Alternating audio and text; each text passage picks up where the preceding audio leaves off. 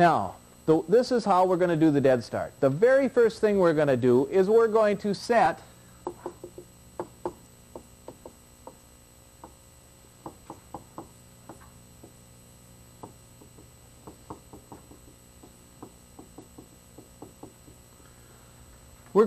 I/O and CPU master clear. There's two different signals.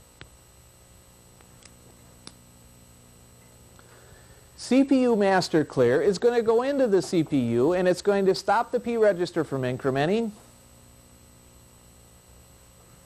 Well, maybe. It's going to go in and clear out the CPU anyway and get it ready to start. It's going to cancel all your result register reservations that were out there. It's going to just clear all the result register reservations. It's going to clear all the functional unit reservations. It's going to clear all the port reservations. And if you don't have any register reservations or functional unit reservations or memory reservations, you aren't doing anything. And so it's just sitting there waiting to do something now. The way we're going to set those is they're going to come over from the IOP. The IOP has got a register over there in which he's going to set a couple of bits and send it over via that low-speed channel. And so that CPU master clear and that I/O master clear is going to come in that channel somewhere. It's a control wire in that low-speed channel cable. It's going to be on channel 10 input. All right? So CPU master clear and I/O master clear come in as a control wire on channel 10, and it's going to, if it's a 1, the machine stops. And if it's a 0, it does something. It's that simple. I/O master clear, once that sets, is it stops any I/O activity on channel 10 and 11. Well, channel 10 is the one we're concerned with most of all anyway, because we want to transfer data into memory. Okay. Once we've set that, that's the first step.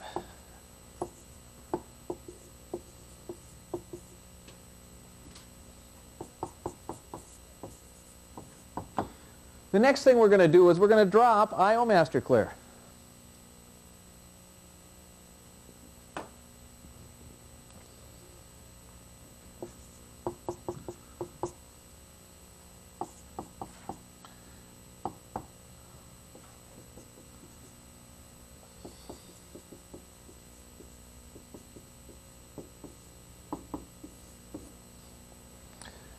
When we drop master clear, what that does is it sets the CA of channel 10, or the channel address of channel 10, to 0. And it sets CL equal to the max.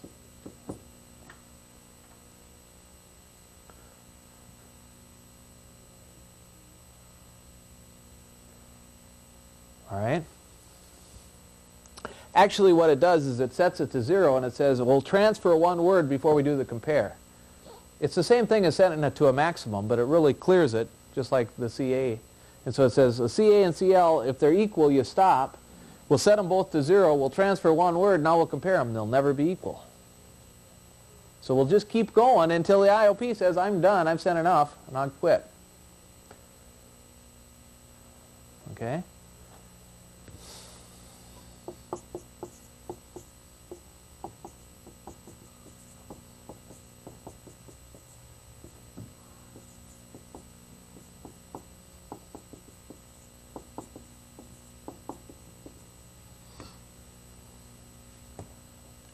All right.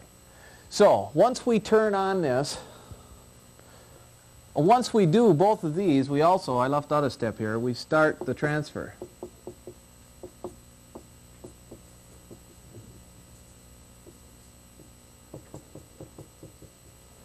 So we clear CA and CL, and then we start the transfer.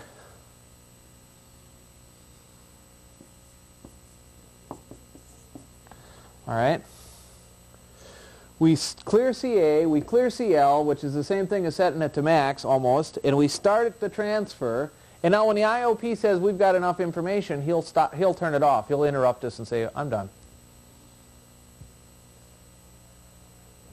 what that's going to do is it's going to come over here and it's going to load up the exchange package for program A. And he's going to load in our program for program A also.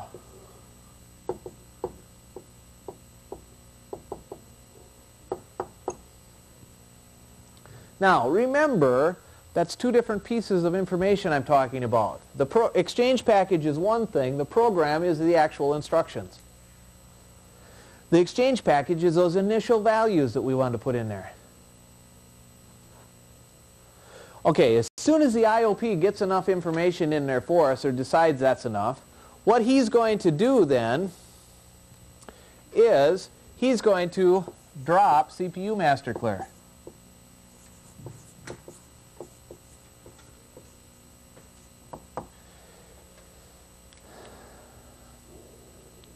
Okay, now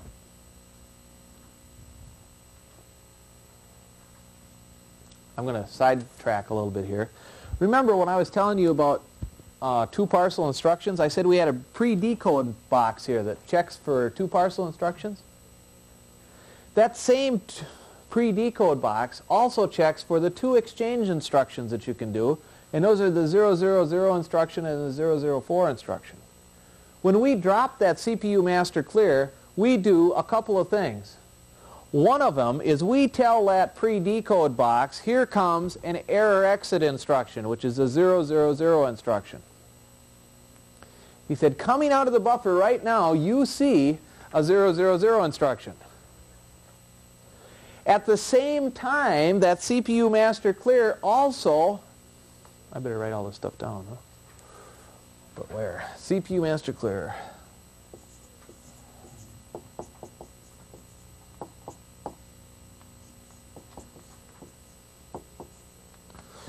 It tells him there's a 000 instruction coming into NIP.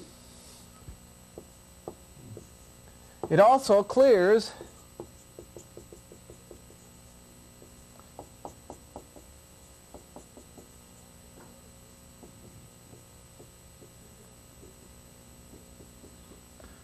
the I-bar valid bits. All right, so the CPU master clear does two things for you. It clears out all the I-bar valid bits. It says anything that you have in those buffers isn't valid anymore. And it says, here comes the 000 instruction. It's time to do an exchange. The fact that you're doing this exchange kicks off this 20-word transfer. And what we're going to do is we're going to come into memory here and we're going to start, this is an exchange sequence now.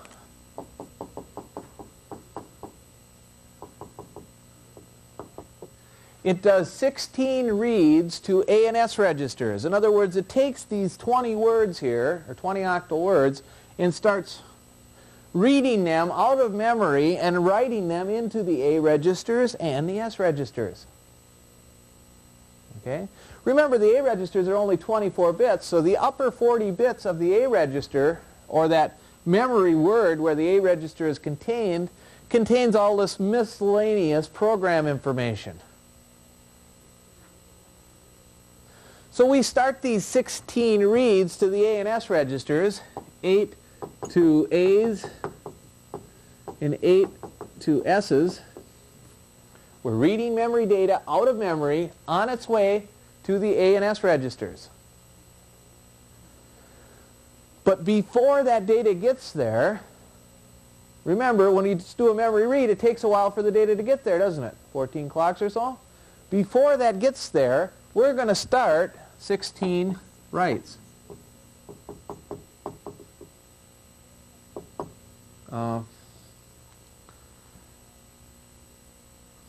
From A and S's.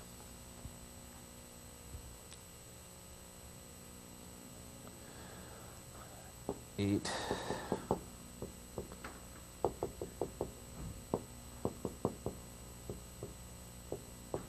Eight from A's, 8 from S's. So in other words, we started transferring this data out of memory into the CPU, but before it got there, we took all the old data that was out there and started writing it back into memory. So all these words are going to cross on the wires.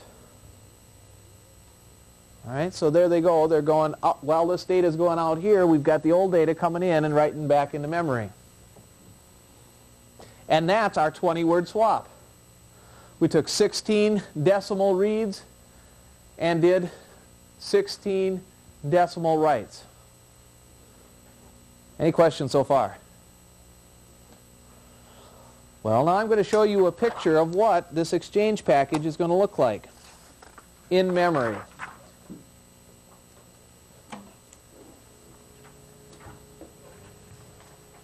And this should be on page 2-3, 3-6 in the hardware reference manual, or 2-3 in the 1 dash. Well, it should be also in the block diagram section. 1-2, turn the page. On the next. There it is. It's also in volume 2, page 1-5. Page 1-5. There's a couple of them in volume 2, but there's one at page 1-5. There should be another one in the exchange section. And there's also one in the hardware reference manual. Hopefully they should all look somewhat similar. Except mine's different. How come I got an old one? All right. Here's the 16 words. We've got our 8 A registers. And remember, the A registers are only 24 bits. We've got our 8 64-bit S registers. These are our initial values for our program. Along with that, we've got some miscellaneous program information. We've got a P register. Well, that's kind of handy to have. Remember, this is how it's going to look in memory. When we transfer it into the CPU, there's a P register somewhere that's going to take this information. We also have an instruction base address. In other words, we have a base address for all instructions.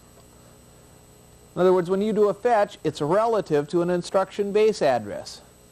We also have an instruction limit address. When you do a fetch, you can't do a fetch over the instruction limit. There's boundaries that we can assign to this program as far as fetches go. There's also some mode registers. We'll talk about them in a little bit. A flag register. There's an initial vector length register.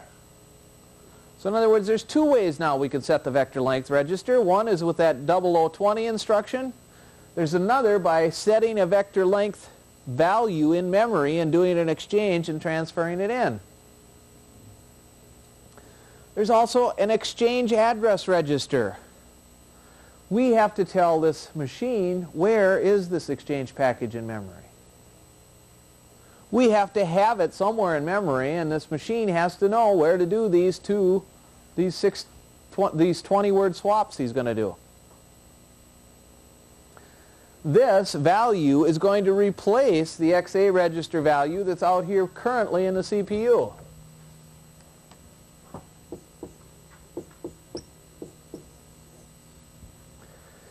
That XA register is the same one we had to force to zeros with CPU master clear.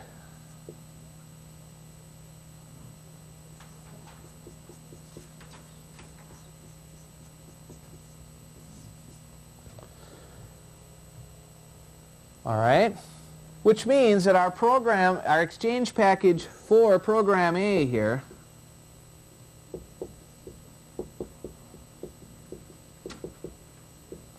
had to be from 0 to 17, absolute. Okay?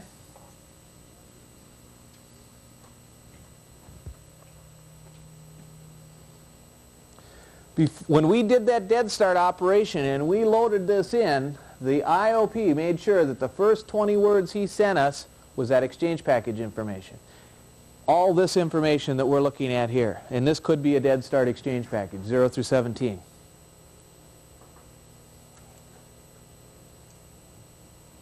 We also, besides having we have an exchange address value and a starting vector length, we also have a database address.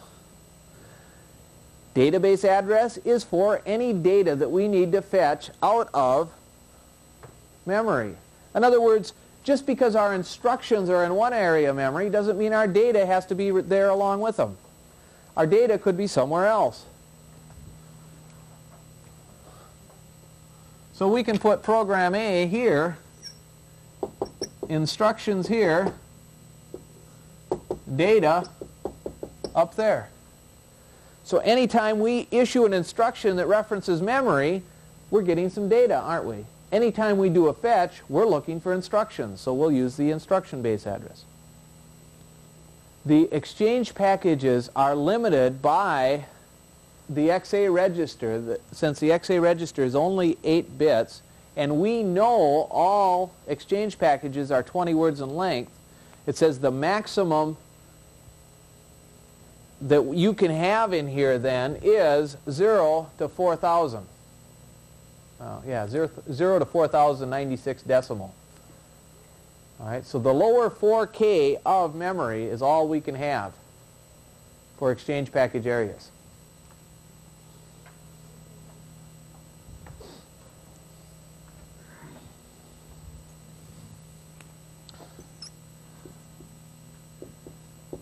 Zero to 4K decimal. That's your exchange area. That's the only place you can put exchange packages. All right.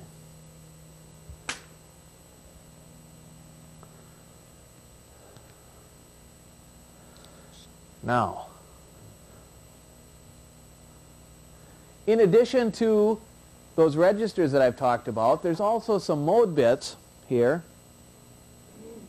And these mode bits and the flag bits we have to talk about. So I have to explain them to you a little bit. The mode field is stretched over 2 words. So there's some in word 1 and some in word 2. In word 1, it says right here, bits 2 to the 24th through 2 to the 28th. It says 2 to the 24th is the interrupt on monitor mode. All right. What this bit is for is you can have more than one level of monitor in this program, or control program. More than one level of control program in this machine. More on that later, I think. We also have a bit called select for external interrupt. If this bit is set, all interrupts from an I/O channel will go to this particular CPU. Remember, this is just one CPU's exchange package. The other CPU we haven't even talked about yet. Select for external interrupt then. That steers I/O interrupts to one particular CPU, whoever's got that bit set. So in other words, if CPU 1 started using channel 12, for example, when channel 12 got done, it wants to tell him that information. But CPU 1 says, I can't be bothered by these interrupts for I/O. I'll send them all over to CPU 0, and he'll handle all the I/O interrupts. All right? So that's what this bit is set for. In CPU 0's exchange package, then this bit would be set.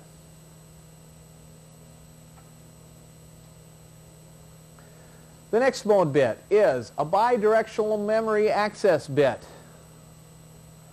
That bit, if it's set, allows bidirectional memory transfers in this processor. In other words, if the bit isn't set, you can't use port A and port C at the same time. So when the reservation network goes in and looks and to see if port A or port C is available for a read or a write, it also has to take into consideration whether this bit is set or not. He says if port A is reserved and I want to do a write and I don't have this bit set, I have to wait until the read is finished. And somebody asked if there's any way to prevent or protect your read before write. That's how you do it software-wise.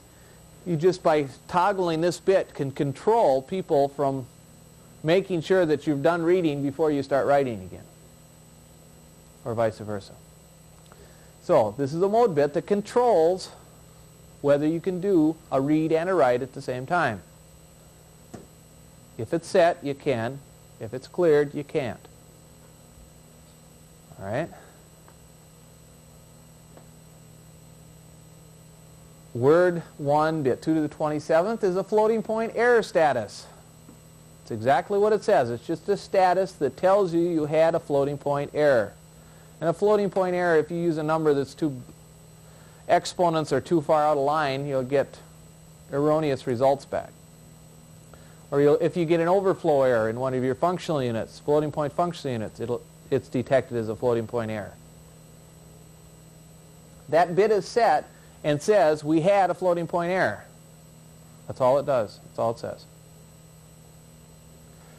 Waiting on semaphore mode bit. That's something to do with the shared registers. We'll talk about that later. Monitor mode. Monitor mode program, there are some instructions in this machine that are privileged to monitor mode. In other words, the master control program is the only one that can issue I/O instructions, for example.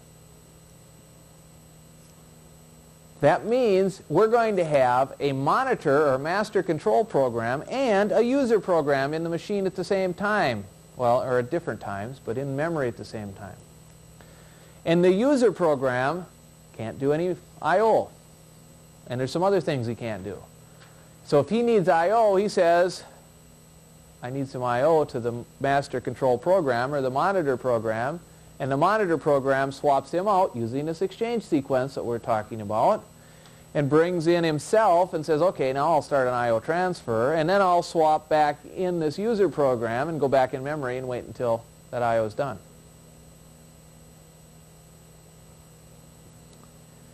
We also have interrupt on uncorrectable memory error bit. If this bit is set, it's an allow on the fact that you had a uncorrectable memory error. If you have a double bit error and this bit is set, you will interrupt the program that's running and you will exchange out to another program.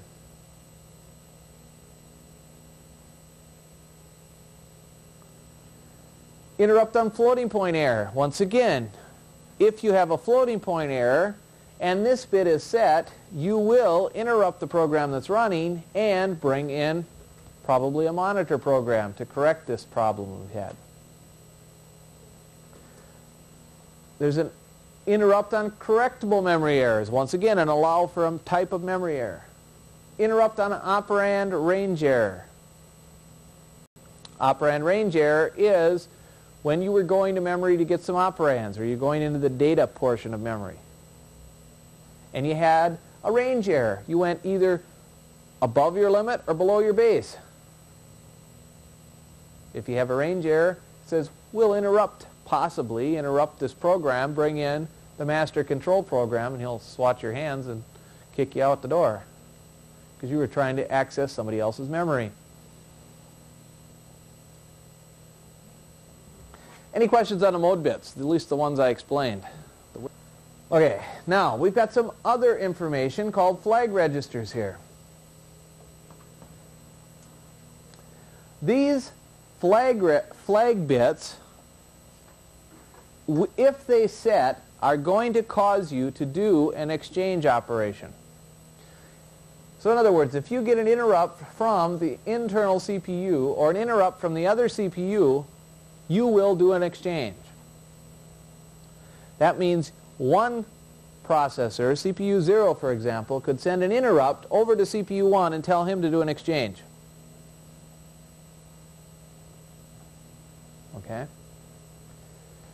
Deadlock interrupt. We'll talk about that later. Goes with waiting on semaphore. Programmable clock interrupt. There's a programmable clock in this machine. It's a 32-bit alarm clock that you can set to a value. When it gets down to 0, this flag bit gets set and it tells this user program his time's up.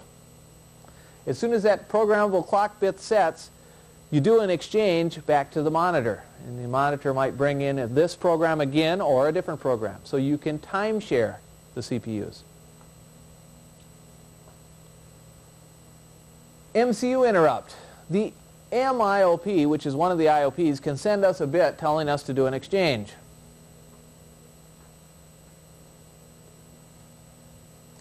Floating point error. Now, we have an allow on that. We can allow whether we interrupt on a floating point error or not by this mode bit. But here is the bit that causes you to do the exchange if you do have it allowed. Operand range error. Once again, that's got an allow. Memory error. That's also got an allow. Program range error. The program range error is you just went to memory and tried to get instructions that weren't in your boundaries. So in other words, you're trying to execute somebody else's instructions. Probably wouldn't want to do that. So we'll do an exchange and get you out of there and get a good program in. I/O interrupt. I/O interrupt, if you did started an I/O routine, when that routine is done, monitor has to come back in and make sure it finished correctly. And so we have to do an exchange and get monitor back in there. Error exit, which is a 000 instruction, causes a flag bit to be set. Normal exit, which is a 004 instruction, causes a flag bit to be set. And that's all of the flag bits. Down here in word 4, we have two more little registers. One of them is a program state bit, and the other one is a cluster number register. It's a 2-bit register. It tells you something to do with the shared registers. We'll talk about that when I get there. The program state bit is a concession to software that was made when the XMP was designed. When they designed the XMP, software said we have to have a bit that we can control, and so we'll know which CPU we're running in at any one time. And the designers of the XMP said you don't need to know that. And software said yes we do. And so they said okay, we'll give it to you. Up to this date, this program state bit is not used for anything. We told them they didn't need it, but they wouldn't listen, so we gave it to them, and now they don't use it. Any questions on the dead start procedure? What it's going to do? It's a means that the IOP has of starting any program up. Now, I need to talk about some things that you can do with this, but I don't think I want to do any more today. But I do have an exercise for you. Yeah, and it won't be jumping jacks either. Here is video exercise number 1 for I/O and exchange. We have two instructions, 141, 123, and 155, 451. The vector length equals 10. How long in clock periods till V4 has element 7 valid?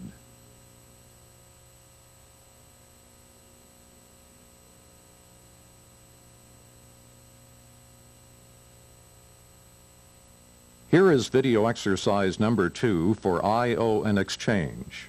Write a program that will do the following. Read memory locations 1000 and 1001, add them, and put the result back in 1004. The database address equals 0. 1000 equals 101 octo, and 1001 equals 767 octo. These problems are also found in your course materials. Please stop the videotape and work out the problem in your guide. Restart the tape player when you're ready to go through the answers.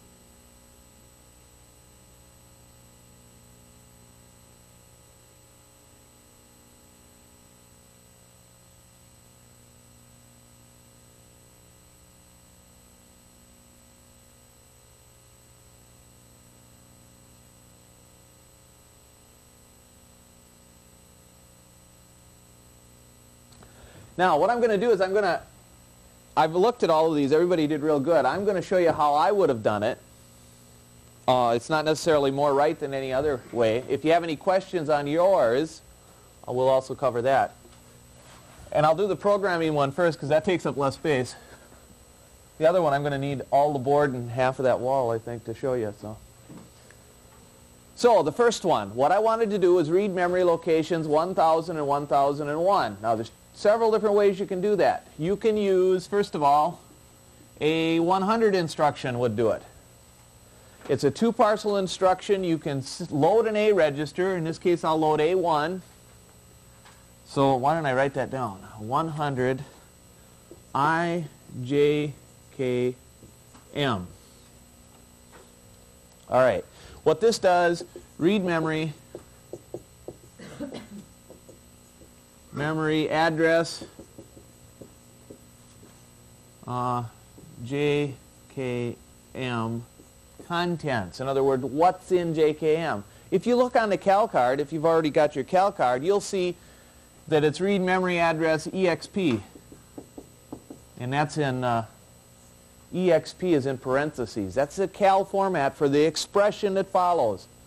So the JKM, it's the expression, the EXP. If you look in the hardware reference manual on page is that?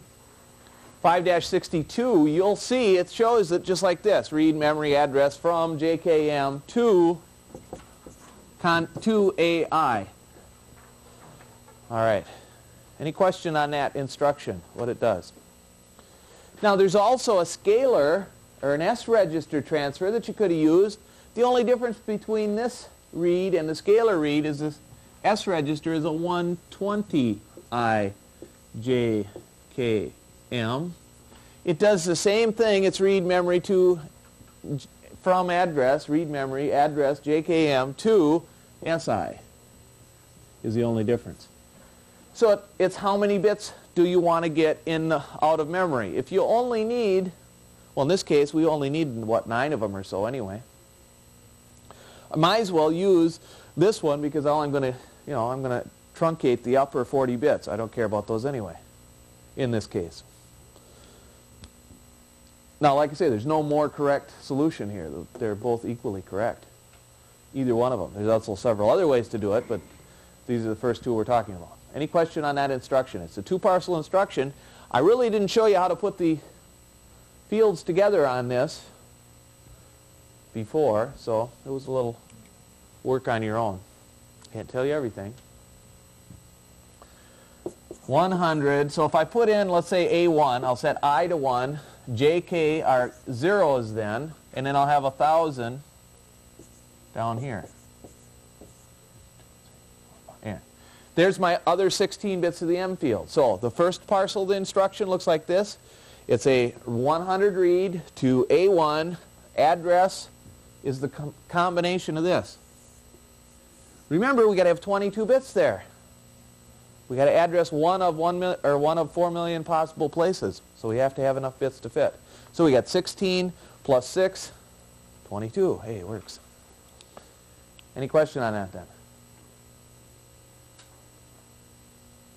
Okay, so there's my first read. Now I can do another one. I'll do a 102 1001. So I've loaded A1 and A2 now. A1 should equal, what did I set it to? 101. A2 should equal 767 after I execute these two instructions. Now I want to add them together, so I'll do an 030. That should do it, huh? And I'll put it in 3, 2, and 1. So I'll take and add these two together. A3 then should be equal to, well, 7 plus 1 is 10. Carry the 1, I'll get a 7. 7 plus 1 is 10 again. So I should have that for an answer. Now I have to store it back to memory location 104. Well, since I used these, I can use a 110 instruction.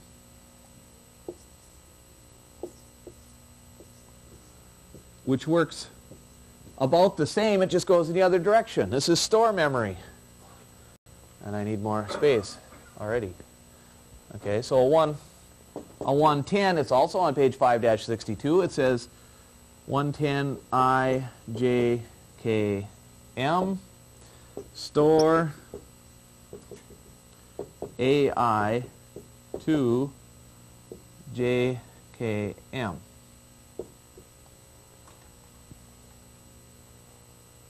Any question on the right then? Now, once again, since if you used S registers before, the S register add instruction is an 060. The S register store is a 130 then.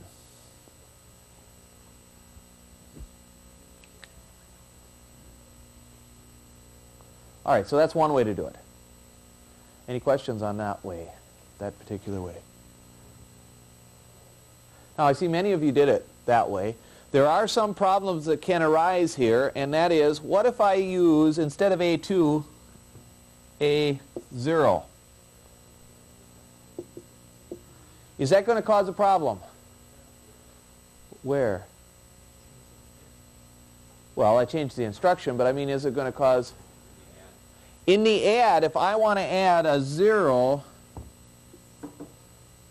A1 plus A0 to A3, I don't really use A0's contents here, do I? Instead of using A0's content, when J is a 0 for an A register instruction, you get a value of 0. The O60 is the same way. 301.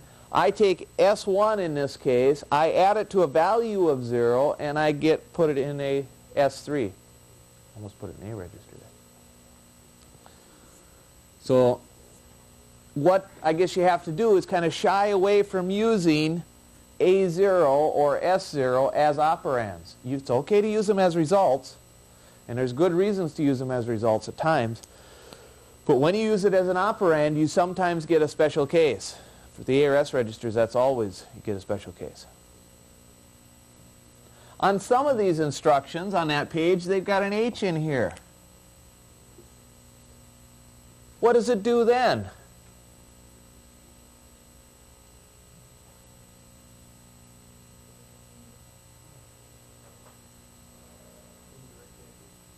Indirect addressing, that's right. What is AH then? What does AH do for you? It's an offset, right. The contents of AH plus JKM is now your address. So you could have instead of a 100 instruction, I could have had a 104 instruction here. Or I could have had a 104 here, and if I had my A4 equal to 1, I would have added a 1 onto that address. In other words, I could do it this way. Let's take it, I'll put it back to 2 here. I'll set A4 equal to 1 up here, then I'll do a 4, 2, and set that to a 0. All right? So now what I'm going to do is I'm going to take A4, add it to JKM, and I'll get my 1001, and the instruction will run just the way it should have before. Any question on that?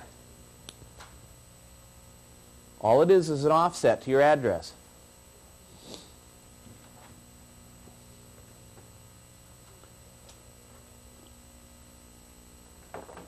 Everybody see how that works? All right. Then, let's do it another way. There's another way I saw that some people have done it, and which is perfectly acceptable. Any way you want to do it is fine with me.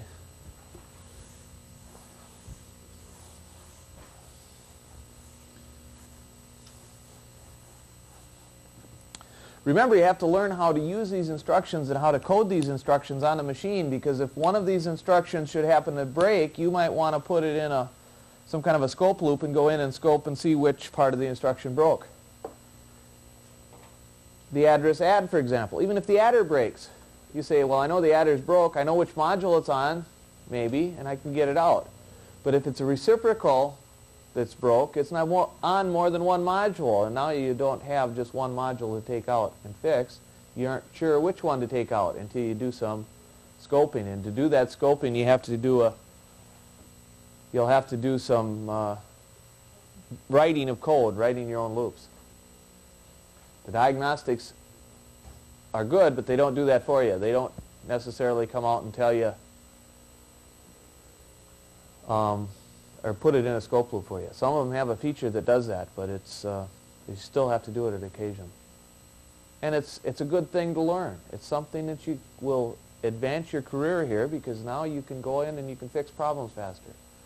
90% of the downtime on a problem is getting the scope loop, finding out which instructions are really broke. After that, it's pretty easy. Once you figure out what instruction's not working, you're down to an area of the machine now. So you have to go in and manipulate these instructions and do things with them. All right. enough preaching. I'll get off my soapbox now. And get over here. All right. Now, some of you wanted to use the B registers. That's perfectly acceptable. Or the T registers, for that matter. So, we're going to have to do an O34, which is the read. So we're going to read, let's see, read 2 Bs.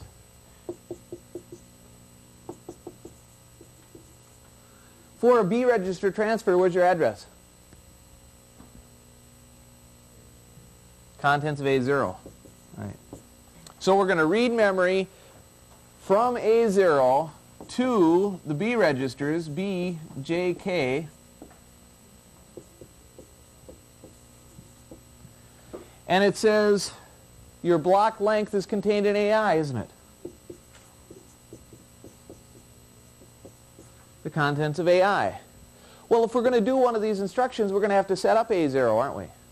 And we're going to have to set up AI. But then we can do it. So, we want to transfer 1,000 then to A0, don't we?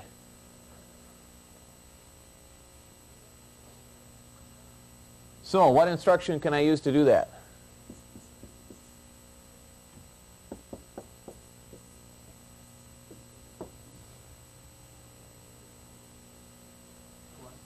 A 20 instruction. There's an O20.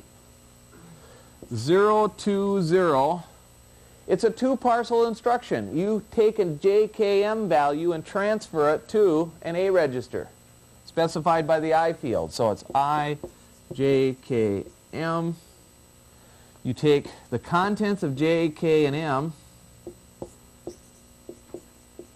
You take the contents of J, K, and M and transfer them to AI.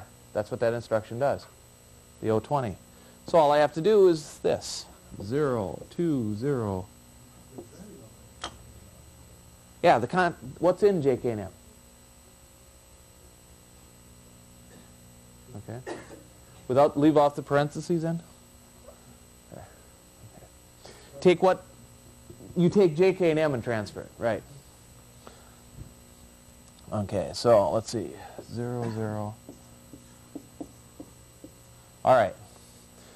That instruction, the I field here, it's a result register, so it's okay to use A0. Put 1,000 in A0. That's what that'll do. Well, okay, I've got my A0 set. Now I need a block length, don't I? Well, let's use A4, and let's set our block length to 2, because we want 1,000 and 1,002, don't we? Or 1,001. Excuse me. So we'll set it equal to 2. Need an instruction then. I could use this 20 instruction, but there's an easier way to do it. There's a 22 instruction. What did I use? A4? 402. What this does is it's an abbreviated version of the O20.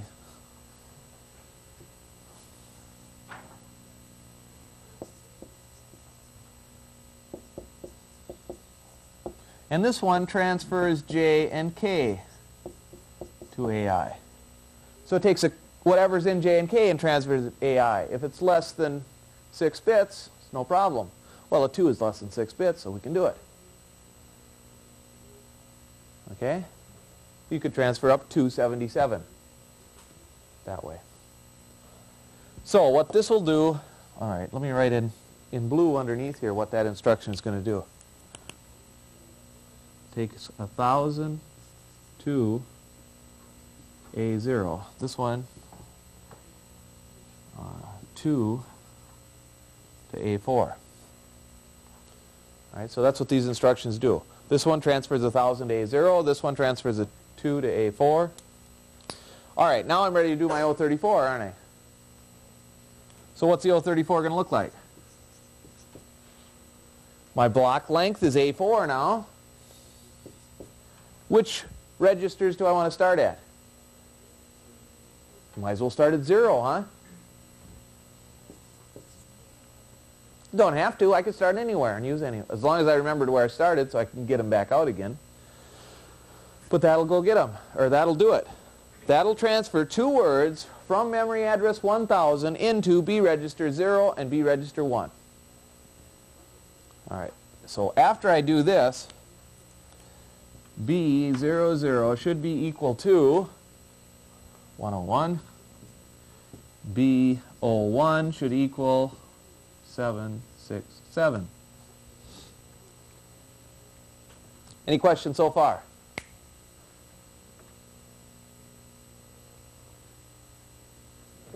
All right, now what do I have to do?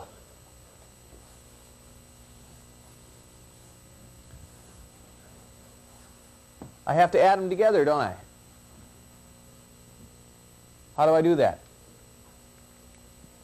Is there an instruction that can add two B registers together? Do the B registers have their own functional units? That's right. We got to go to an A register now, don't we? So I'll have to continue here. Let's see, how would be the best way to do this? Probably rewrite it, huh? So what's the instruction? You should have plenty of time to find it now. What's the instruction that transfers B0 to an A register? O24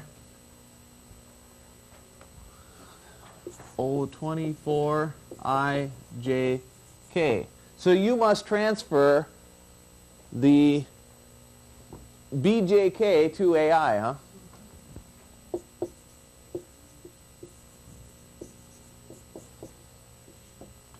And now this is the contents. So you take the contents of the B register specified by the J and K field of the instruction and transfer it to an A register specified by the I field of the instruction. So, let's see, which one do we want to use? Let's use I equal to 1, and we want to go get 0, 0. So we'll take B0 contents to A1. Well, we better go get the other operand. O24 201. B01 to A2. All right, now I can add it again, can't I?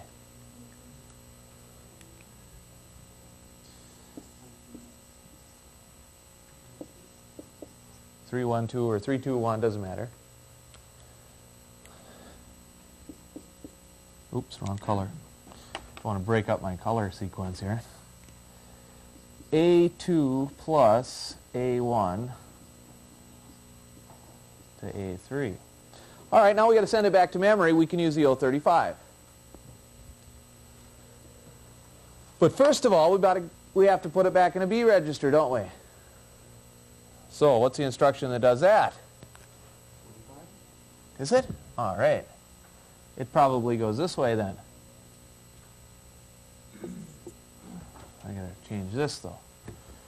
So we take AI contents to BJK. Is that right?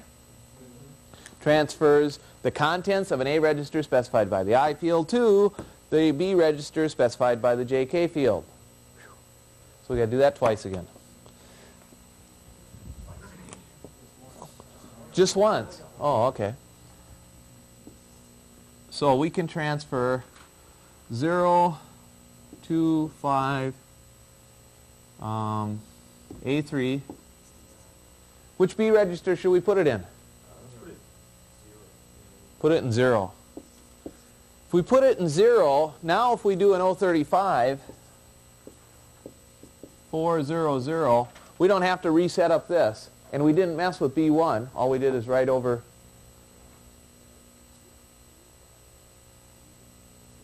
or what the memory location 1001 should stay the same, but we'll change the one that's in 1000. So that wouldn't work. We'll have to change A0 first, won't we? 0, 2, 0, 0. 4. Remember, we have to write over 4, because that's where I told you to put it. I almost forgot my own instructions. And then we have to do our 35. 400. And we'll also get 105 free, written into free. I didn't tell you couldn't do it, so that's all right. Huh? That's true. This would take less time than the other loop, though, even though the other one had more instructions.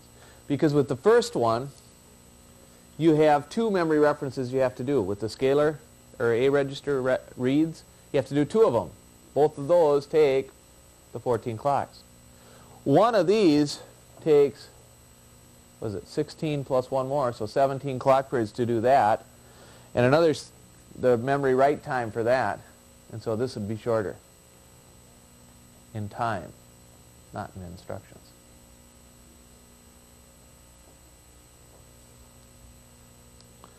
But we might have had some hold issues here too, huh?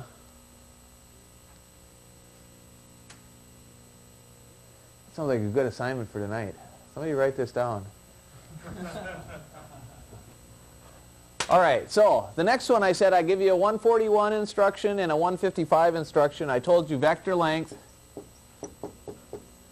equals 10 octal. I want to know how long until vector register 4 element 7 has got its data. Piece of cake, huh?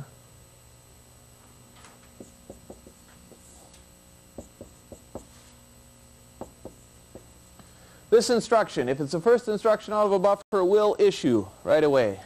At clock period 1, what are we going to reserve?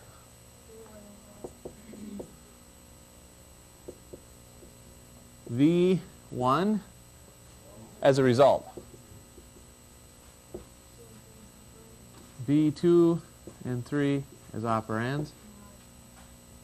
Vector logical. Clock period 2 is vector prep time.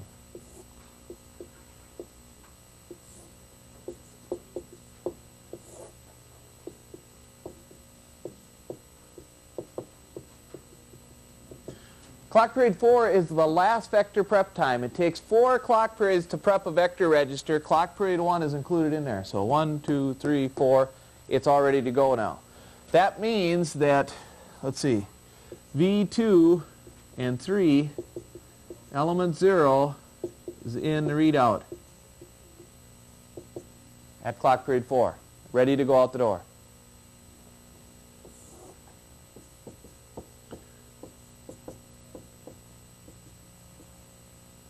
Clock period 5 are on the steering modules on the way to the functional unit.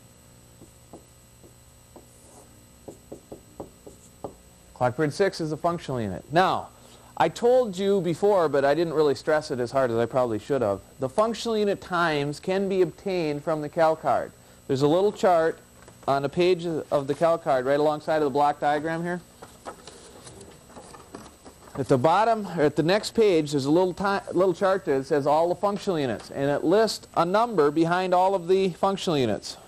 Okay, so if we look up the vector integer add, it's got a number of 3 there. Oh, right. I was just making sure you were awake. No problem. Vector logical. There's a number of 2 there for vector logical. Now, the number 2 is just like the A and S register instructions. The numbers given on there are 1 more than the actual number of clock periods in a functional unit. So that means if you take 2 and subtract 1 from it, you get a 1. So the functional unit time for this 141 instruction is 1 clock period in the functional unit. All right, any question on that? Now that might change some of your answers slightly. Why do they call it functional unit time? Because that's software. That's right. For the software people, what they want to know, remember before we looked at the functional unit time of the address add, and we said it takes 1 more clock to latch it up in a register. What they want to know is when is the data in the register so I can use it. We don't care when the data is in a register. What we want to know for this case is how many clock periods is it actually in a functional unit. All right? And so that's why. And since the scalar registers were off by 1, they left the vector registers off by 1 also so that they'd all match. So we'd know you just subtract 1 from them to get the real answer. The actual functional unit time is 1 less than that. I didn't write the cal card, you know. I'm just telling you how to use it. Okay, steering. Oops. The next clock period 7, is in the steering again. That means at clock period 8,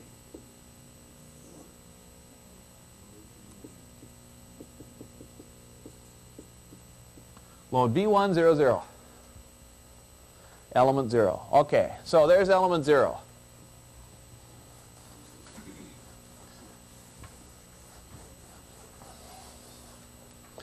All right, now let's leave element 0 there, and we'll just go back over here and pick up our next instruction and time that out right now. We know that behind that now are the next 7 elements. That's no problem. All right, so we'll put a 155 here. Was it? I just erased it. 451 at CIP. At CIP we say, is floating adder reserved? Or the vector adder, I'm sorry.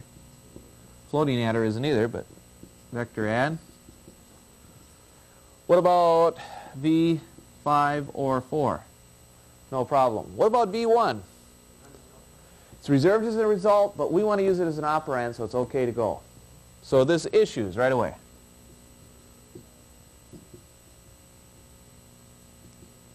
Reserve, vector add, V4 is result, right? V1 and 5 is operands. Okay. So now we start our vector prep.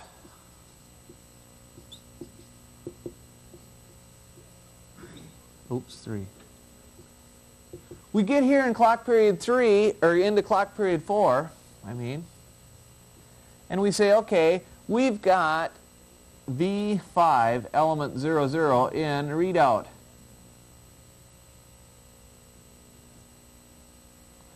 Okay? But we don't have V1 element 0 yet, do we? And the control logic says, remember, before you can do the read out of a vector register, you have to make sure that if you're doing this chaining operation that you got the right first. So it'll sit here in clock period 4 and wait for the V1 element 0.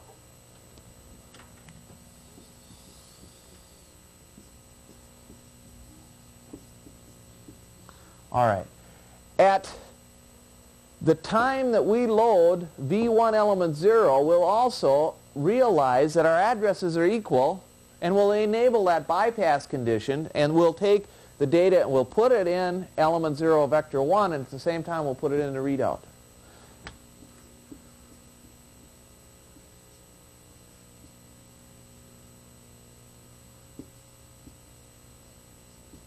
So at clock period 4 here, or time 8 overall, if I started time 8s, or times overall here, we would have 5 and 1 both in the readout. And now we can start, and we'll chain every clock period here. So this one will then go to clock period 5. Where's the data then at clock period 5? Steering. All right. CP6. Okay, how long is the functional unit?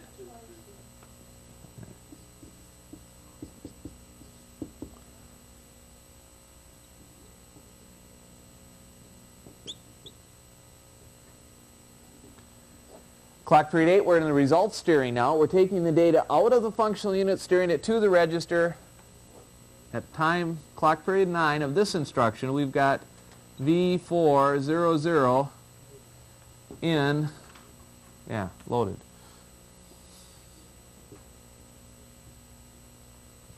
All right, now, in another 7 clock periods, we'll have the rest of the elements, right?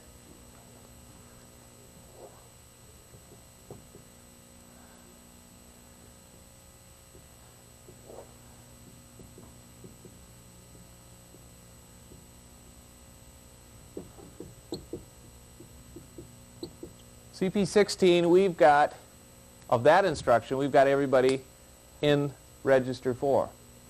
And that's the one we wanted.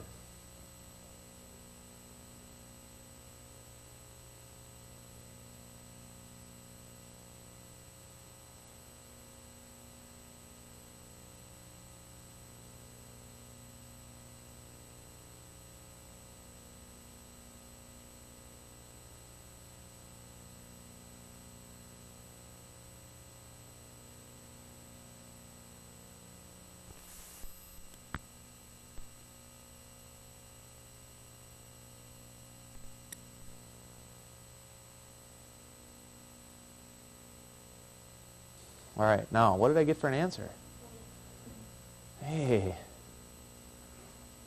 that's what I figured out before. This works out great. Love it. 0, 1, 3, 4, 5, 6, 7, 8, 9, 10, 11.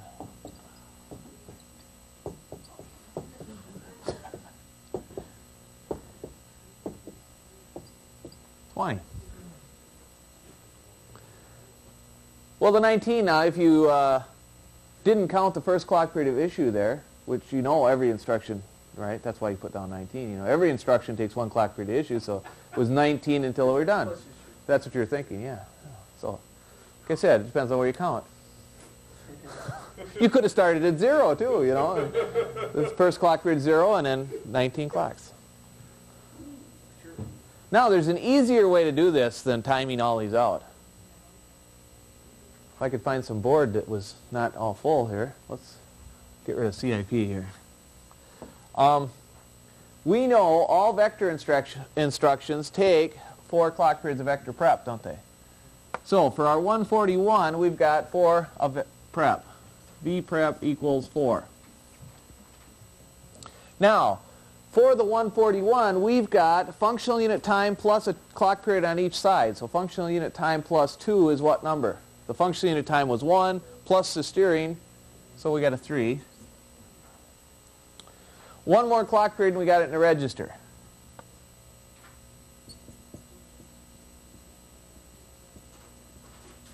Okay? Now, if we come down here, I sure hope this works out. Our 155 has got his vector prep done by the time this is there, right? So we won't have to include vector prep on this instruction. So we'll just say, let's take the functional unit time plus the steering, which is 4, plus the number of elements that we have to load in here, which I gave you as a decimal, or an octal 10, which is a decimal 8. Let's see if this works out. Hey, all right. 12 plus 8 is 20. 20 clocks.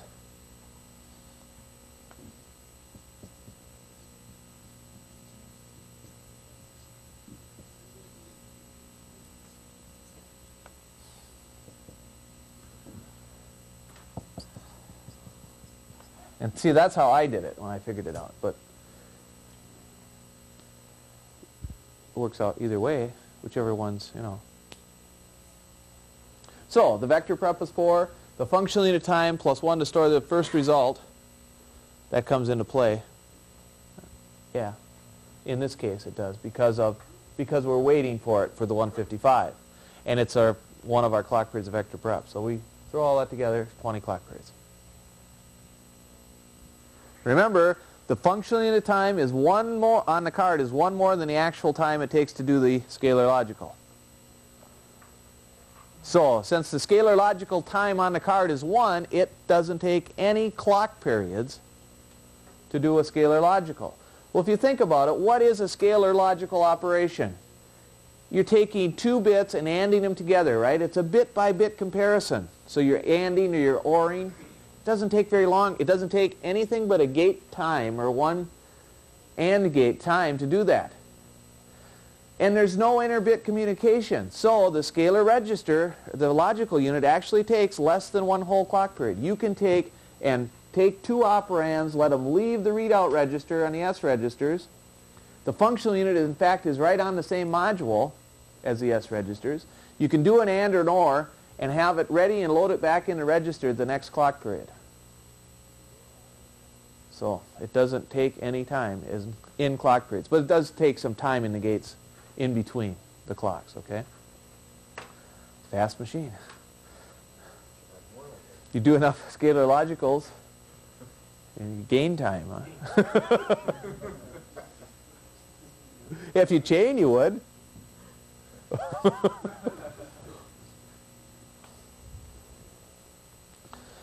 All right, so we talked about vector registers. We said they're 64 bits in length, they're 64 elements long. They have their own functional units.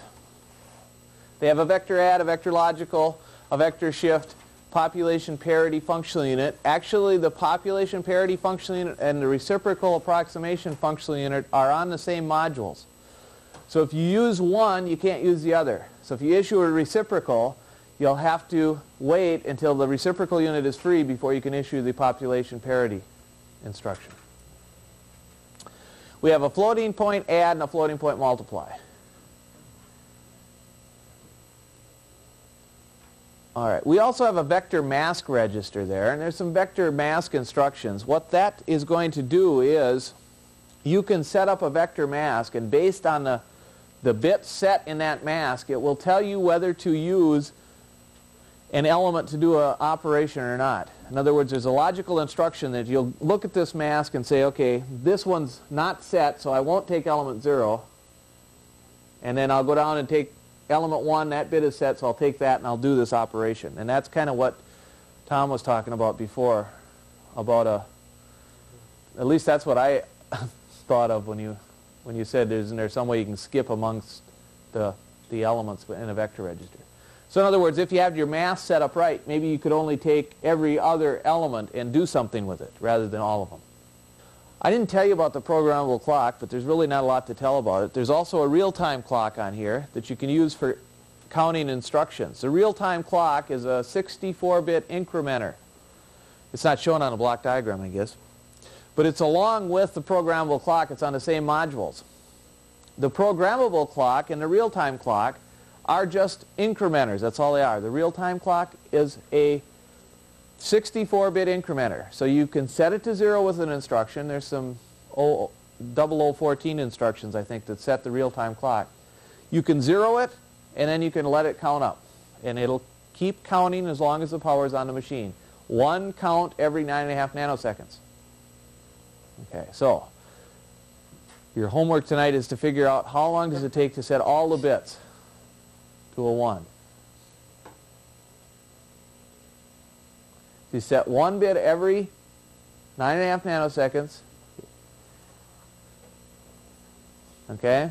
So how long would it take you to set all 64 bits? 9.5 and 64th power. Yeah, it's 9.5 times 2 to the, well, 2 to the 64th power. Which is more than probably what you think. Okay. So that's the real-time clock. It's a big incrementer. Yeah. I think it's 2,000 or 3,000 years. So if you ever have a problem with the real-time clock, just schedule 3,000 years of PM time and let it increment. Set it to 0 and watch it count up to that bit. All right. Programmable clock is a 32-bit decrementer. It's a 32-bit alarm clock. You can set it to any value. It decrements down to 0. When it's 0, it forces this program to do an exchange. So the monitor program is going to use this programmable clock to time how long a program, a user program, has inside the machine. So you can set it to a number. I think the maximum number you can get in 32 bits is something like 50 seconds. You can set it to maybe 50 seconds. You can give him that much time in the machine executing. That's not a lot, but you can do it. Amazing what you can do with 50 seconds on an XMP. So that's the programmable clock. It forces an exchange. We saw that programmable clock interrupt bit coming in as a flag bit on the exchange package. And we started talking about the exchange sequence, but started is all we did. We talked about the dead start. We said there's a dead start sequence that you can do, and it'll do the very first exchange and load up your, well, it'll load up memory and it'll do an exchange and you'll get your very first program in there. Now remember, all this time we're still talking about just one CPU. The other CPU does the very same things. All right, so the dead start. In the dead start, where did we start loading memory from? Where did we start loading memory? We started at 0. How did we do it? How did we make sure we started at 0? Was the I/O master clear that came in and set the channel address for channel 10, which is the master I/O channel, to 0. It set the channel limit to 0. It it then started a transfer. Now, as soon as you do that first transfer, your channel address then increments to 1, and now you do a compare and say, okay, are my channel address and limit equal? In other words, if they're equal, I'm finished. Well, since you've got a 1 in the channel address and a 0 in the limit, they'll never be equal until you wrap all the way around memory. Okay, that gives the IOP the control of that channel now. It says when the IOP is done, he'll send us a disconnect signal that'll say, okay, I'm finished. You can shut off the channel. So the IOP is going to load up memory. So he's going to fill memory with a dead start program. The first thing, the first 20 words he's going to set over here are our dead start exchange.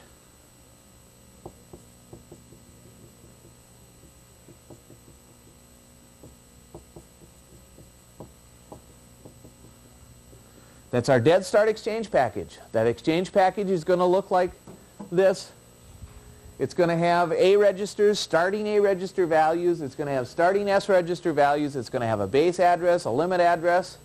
Most important, it's going to have a P register. Tell him where the first instruction is.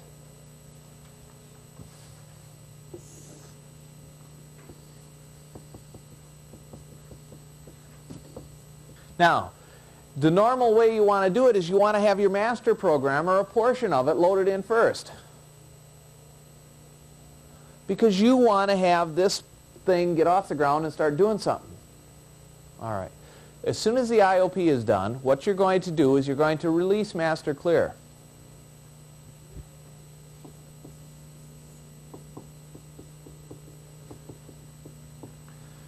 When you release master clear, the combination of setting master clear and then releasing it causes the XA register to go to all zeros.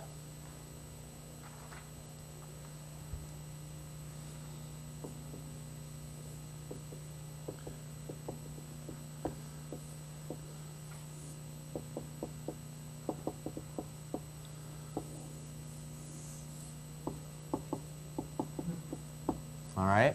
Right now, master clear is held, so this machine is doing nothing over here. You've set the exchange address register to zeros in the machine, the real exchange address.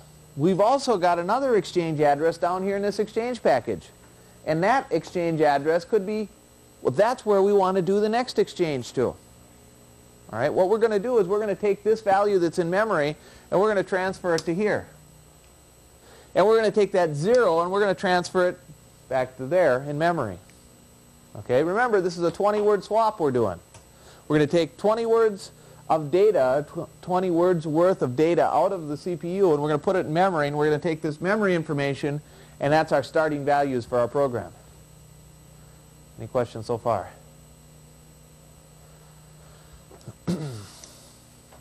As soon as we release that CPU master clear, we tell that, remember I told you, we tell that pre-decode box that he sees a 000 instruction coming out of the instruction buffer.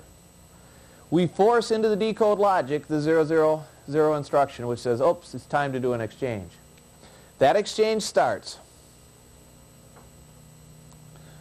Now, what we do is we start reads of memory, and we start 16 reads of memory. So we read location 0, and then 1, and then 2, and then 3, and then 4, and then 5, and then 6, and 7. When we do a read of A0, we're taking the memory that's in location 0, and we're transferring it into the CPU, and we're going to put what's the lower 24 bits of that memory location right here. The next 24 bits are going to get loaded into the P register. Some value. All right. On the upper end here of location 0, there's some status information. We'll talk about that, some error status if we have a memory error. We'll talk about that later. That does not get transferred out of memory. There's a one-way path to transfer it in. So anyway, we transfer A0's data to A0. We transfer the P register data to the P register. And then we read A1 and then A2 and 3 and all the way down the line. Now, Before that data gets over here to A0 and before the P register data gets over there, what we do is we grab the data that's there now and we write it back into memory. So we haven't written over our old A0 yet. It takes 14 clock periods before the data gets there, remember, so we got plenty of time. We start the writes, and before the writes are even, or the reads are even finished, we start the writes, and we take the data out of there and write it back into memory. So we do an exact 20-word swap. Okay? Now, if we've completed that operation, what have we got out here now?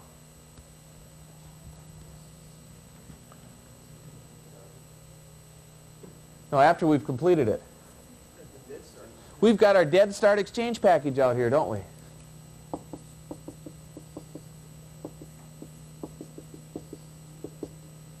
We've got our starting P register, we've got our starting A register and S register values, whatever they were. We've got our base address, limits, XA, whatever. What do we got back here then?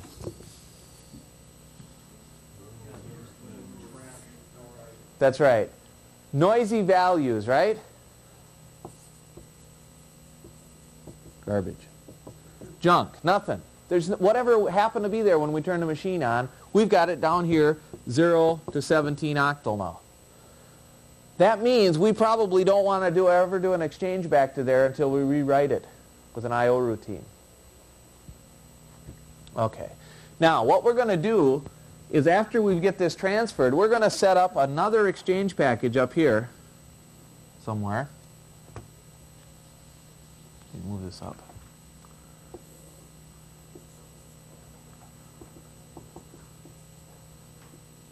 And I'm going to call this the monitor program.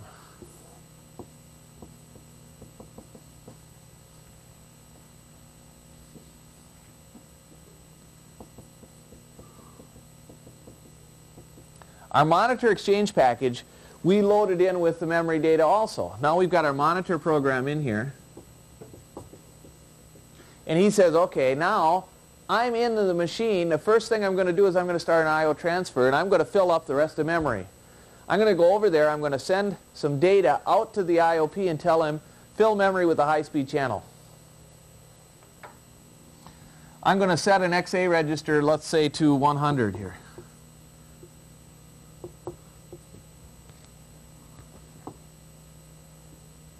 All right, so my exchange package value is 100. My exchange package is 100 to 117. I'm out here and I'm running. I started an I/O routine. I started cleaning up memory. I started some other stuff, bringing in other programs. And I decided I'm going to do time sharing with this machine now. I've got my monitor program in here. I'm also going to bring in 2 other programs and time share them.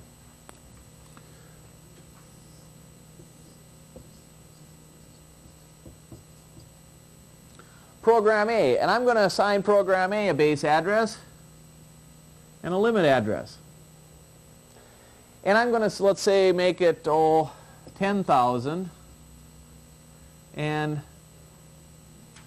to 100,000.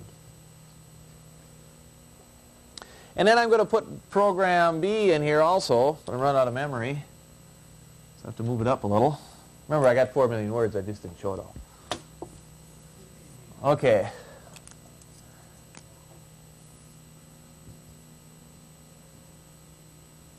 Now, make it program B.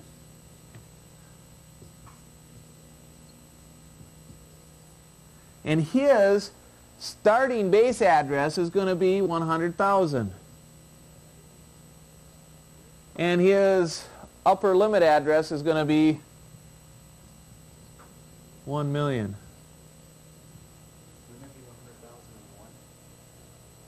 No. No. I did that on purpose. See, what it is we're going to tell this program A then he can go anywhere in memory as long as he's not equal to his limit and greater than his base. All right, so that's how they did that. So somebody's limit addresses could be somebody else's base address. All right. Now, I'm going to make his instruction base address and his database address the same. So I'm going to have both instructions and limit in here. So IBA and DBA are both going to be the same. All I have to do is set them there. Okay, so since I'm the monitor program, my base is 0 and my limit is 4 million. I can go anywhere I want because I'm the monitor program. So I'm going to set up an exchange package at 100 through 117 for program A. Remember, I'm out there in the CPU doing all this stuff. I'm doing memory transfers. I'm doing memory reads and writes, and I'm writing in his starting A registers, writing in his P register, writing in his base address, which I already know, and their limit addresses. Well, I got to come up here and I got to make one for program B also. Why don't I make that a different color though?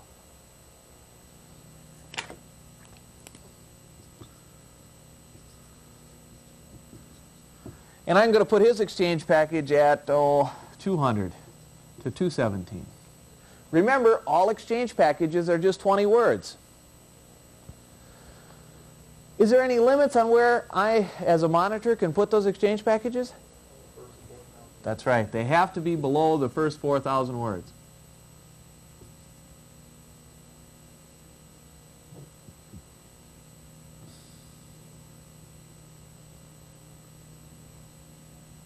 Less than 4096 decimal, or octal is what?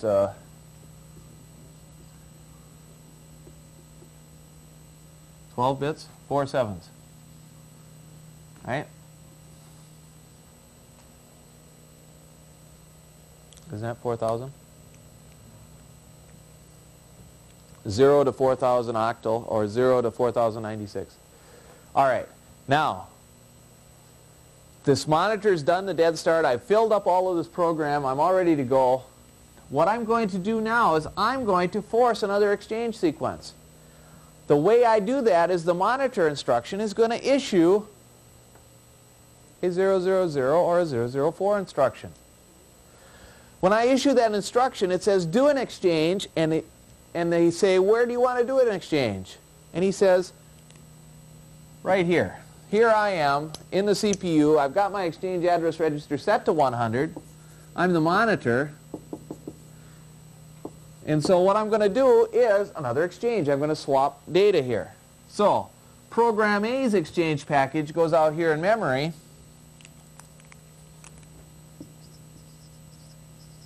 Or out here in the CPU, I mean. And the monitor comes back in here. In other words, they just traded places. That's why we call it an exchange. Now, the exchange address for this program A is still going to be equal to 100, because when we want to swap back, we want him to come back here, get monitor, and trade places. The P register is going to be somewhere up here.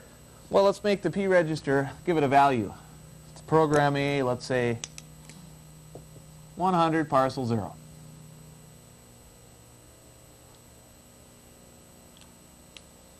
So this program takes off, goes to location 100 in his program and starts running.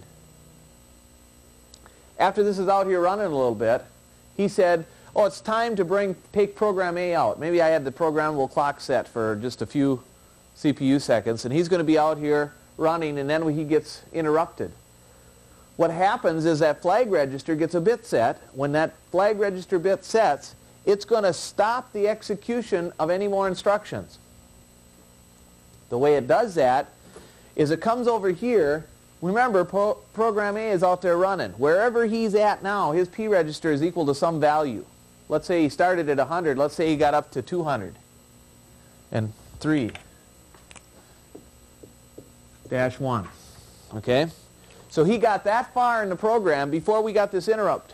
This interrupt comes and stops the P register from incrementing. He says, don't take any more instructions out of the buffer. And then he waits until these last two instructions get flushed out of the NIP CIP. All right, now all your instructions are in your buffer. There's none out here. He then waits before he does the exchange until there's no reservations on the A registers, there's no reservations on the S registers, there's no reservations on the B registers. At that time, he says that program has finished any instructions he started. Because if you start an instruction, you'll always reserve a result register. And if you didn't reserve any, you're done. Right? You're finished anyway.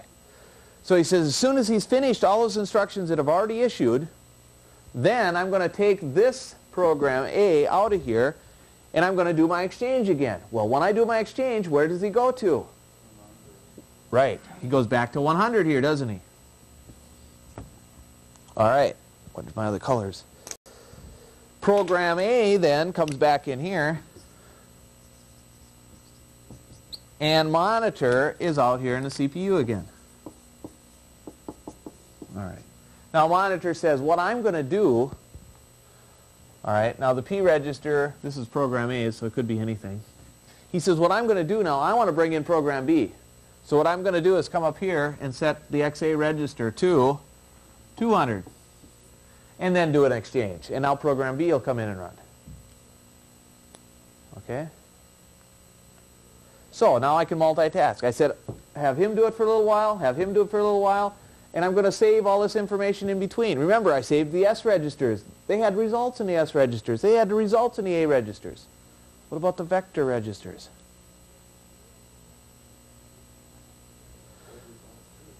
If they had results too, that means monitor has to, before he can use the vector registers, make sure and save them out to memory in his data area for program A. On the exchange package, there's a little bit here that we didn't talk about, but it's out here at word 2, bit 2 to the 63rd, and it's a vector not used bit. If that bit is cleared, then the vectors were used. And if that bit's not set, he said, well, he must have used the vectors. That means I have to go in and I have to save the vectors. I'll take all the vectors and I'll write them into memory. What about the B and T registers? Better save those too, hadn't I?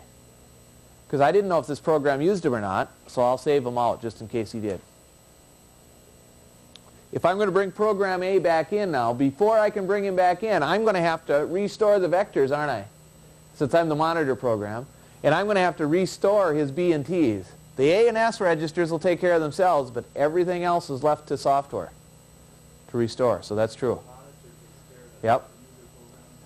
The user program, when he comes back in, remember he was at what? 203-3-1. He expects data to be there. He's halfway through his program already. He says, yep, anything that I already did had to be there. So the monitor has to take care of writing it all back in, or putting it all back in. That vector not used is intercommunication between the program and the monitor. So the monitor says, if the bit was cleared, then I have to save vectors. If it wasn't, if it was still set, he says, well, that just saves me a lot of time. I don't have to do all those vector transfers. All right. Remember, we got to do 8 vector stores, don't we? We got to read all 8 vector registers into memory somewhere. And we could put them anywhere. Since we're monitor, we could just save them out in a little area, have a little scratch pad to write them into, and say, okay, now that's program A's scratch pad. We're going to put program B in now, and then to say, okay, if program B gets swapped out, then we'll put his data in another scratch pad and swap back.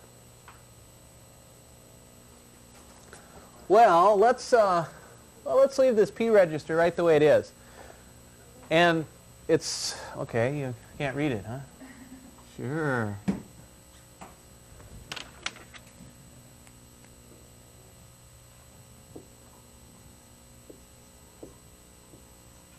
Okay, it's 203-2.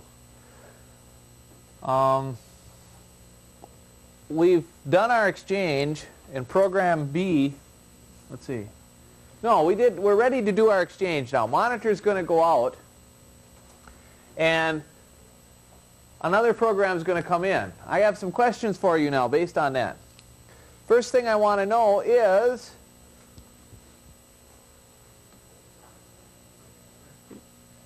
what program is going to come in? Program B. Okay, if program B comes in,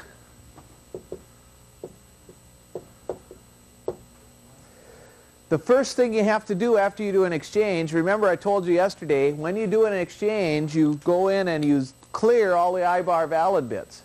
when you clear all the I-bar valid bits, that means as soon as the program B hits the CPU and his P register is valid, that means then he doesn't have coincidence, and so he has to do a fetch. So as soon as you finish this exchange, you're going to do a fetch operation. After every exchange, you always do a fetch operation. If program B does a fetch, what boundaries address boundaries are going to be in buffer 0?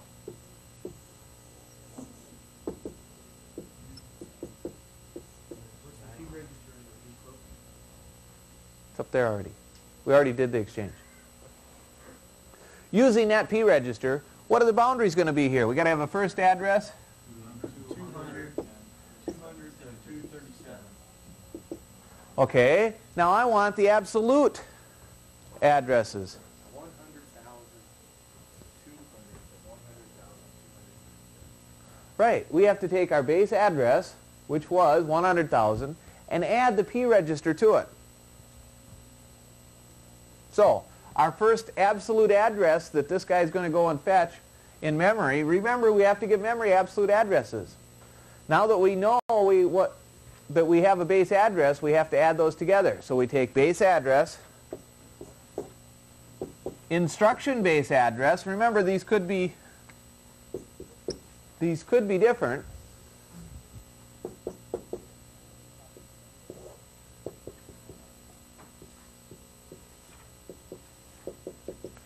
So we take our instruction base address, add it to our P register, and we get an absolute address. In this case it was, what, 100,000?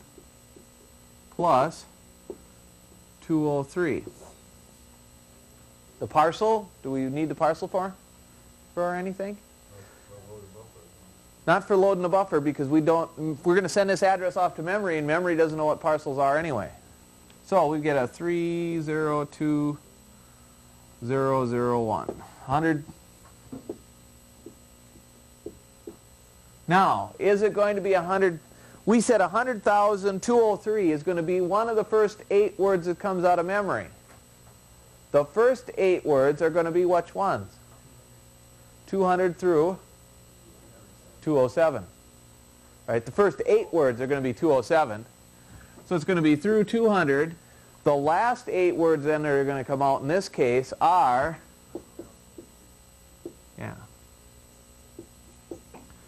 the 30 through 37 banks in this case. All right, any question on that? So those are the absolute addresses of the data that's going to be in the buffer. Okay.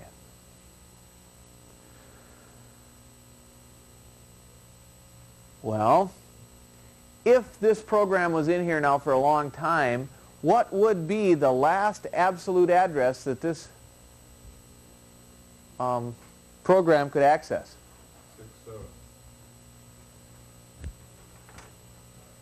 6, 7? 6 sevens.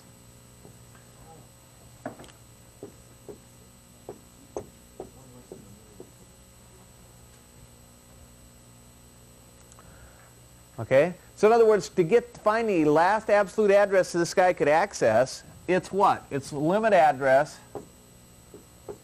minus 1 to find the top of the memory that he's assigned. So we said he can go up to 1 million, didn't we? He can start at 100,000. He can't go below 100,000, but he can go up to 1 less than 1 million.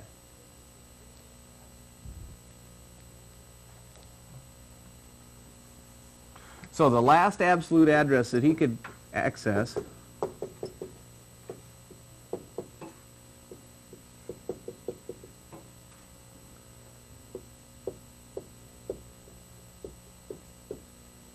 $777,777 octal. So that's as far as he could go. So program B now has some boundaries subscribed to him. He says you can go from 100,000 up to 700,000, 777, etc. That's as far as you can go.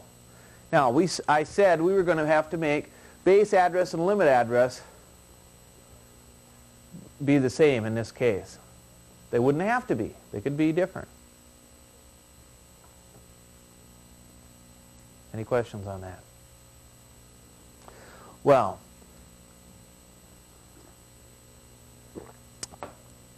if we are assigning base addresses, let's say we're a monitor program, we want to write this into a memory location, what's one thing we know about a base address?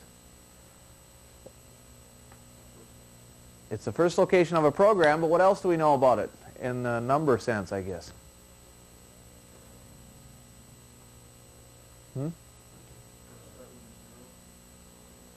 It's got to start with a 0 or 40. It's got to be on a 40-word boundary, doesn't it?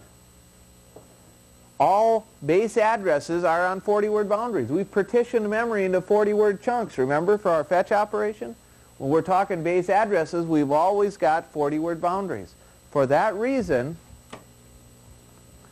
the base and the data address fields in the exchange package have the lower 5 bits of the address not there. In other words, they're assumed to be zeros. Let's see now. Okay. I'll do it here. In your instruction base address, then, for example, it only is address bits 2 to the 5th through 2 to the 21st. It's only the upper 17 bits. In the register. So if I take 100,000 and put it in there, what would it look like? Take 5 bits off.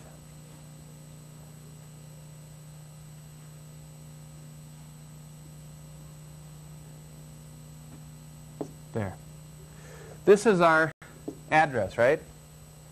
Written in binary? 100,000? That's our base address. It's the same as the limit address of program A, right?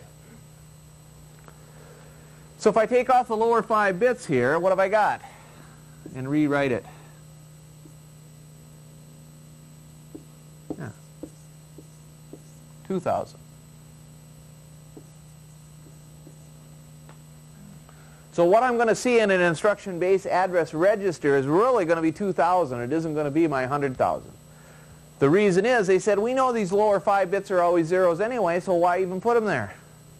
They're just taking up space. Limit address is going to be the same way. The limit address is only going to be the upper 17 bits of an address. Our absolute amount of numbers you get in a base address is only the upper 17 as far as we're concerned. We only got 4 million words. So. The limit address, same way. But remember, the limit address is one more than you can actually go to. So it says if you have an address equal to the limit, that's an error condition. That's one of your range error conditions that could happen.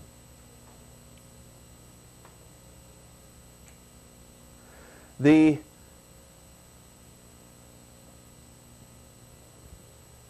exchange address register is going to be the same way.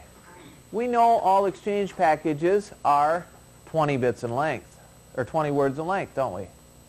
For that reason, there's no need to put the lower 4 bits of the address on there. We know they have to be at least 20, 0 or 20 or 40 or 60. So they're going to do the same thing with the XA register. So the XA register really goes from 2 to the 4th through 2 to the 11th.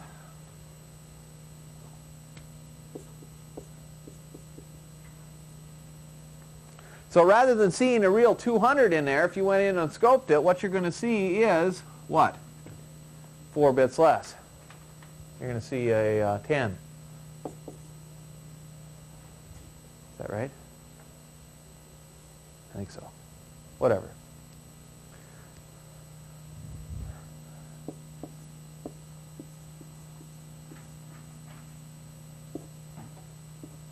Yeah.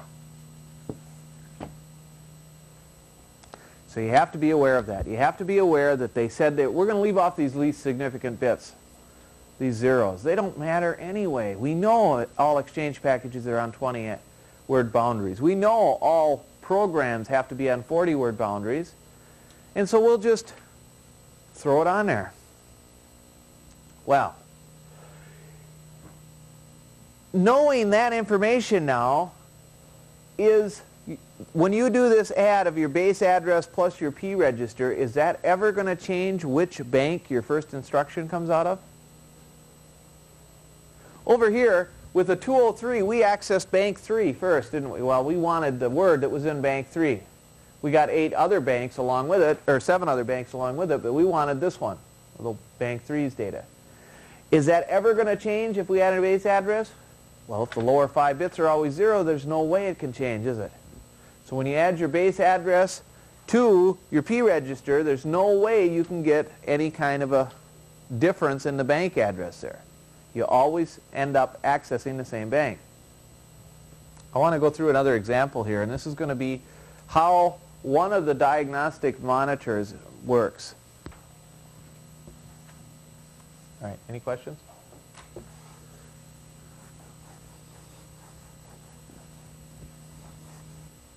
Now, in this diagnostic program, what we want to do is we want to load the diagnostic in there. We want the diagnostic to run on a certain section. Let's say it's a scalar add diagnostic. It's going to do adds and subtracts and whatever and make sure that the adder works. What we want out is information as to the state of this diagnostic. We want to know, is it running? What's it doing? Is it getting values back? Whatever.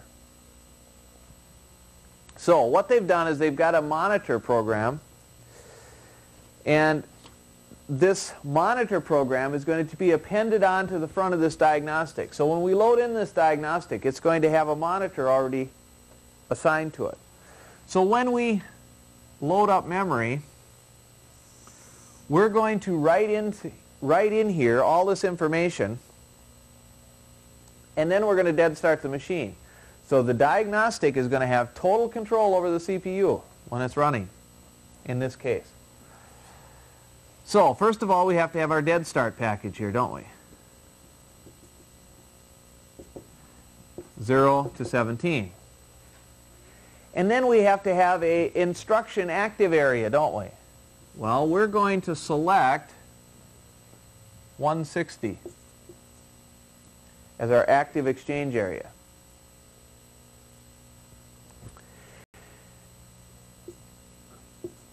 And it just so happens that this diagnostic, or this monitor system, also has a starting exchange package.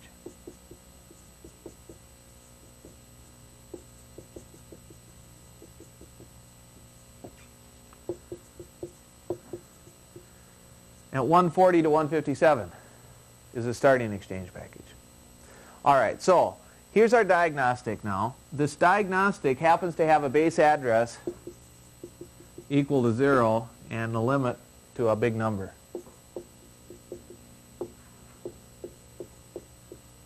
Something like that. I don't know. Big enough anyway. Adequate. You can access a lot of memory. When you load this in, your diagnostic only is going to take up maybe 0 to, let's say, 4K, something like that. We've loaded it into the exchange area, haven't we? The diagnostic here starts at 1,000. The first program of the diagnostic is going to be at 1,000. And the rest of the instructions will fit between 1,000 and 4,000. It's not that big of a diagnostic. It just checks out an adder. I mean, you know, there's only 2 possible instructions you can do in an adder anyway. You just have to keep changing the data. All right. Now, what we're going to do then is we're going to dead start this in. So this diagnostic memory area is sitting over here in the IOP. What we do is we give the IOP a command through the keyboard, the console in front of us, and we load this in to memory. So it gets dumped into memory, 0 to 4K. That's the last instruction. All right. Now we have to dead start. So when we hit the dead start command on the console, we send over to from the IOP. Well, we're talking with the tube. Now we're talking to another computer here, so we got to hit a key. That key tells the IOP to send over and start the dead start sequence in the XMP. So the dead start sequence takes off, and you do your first exchange.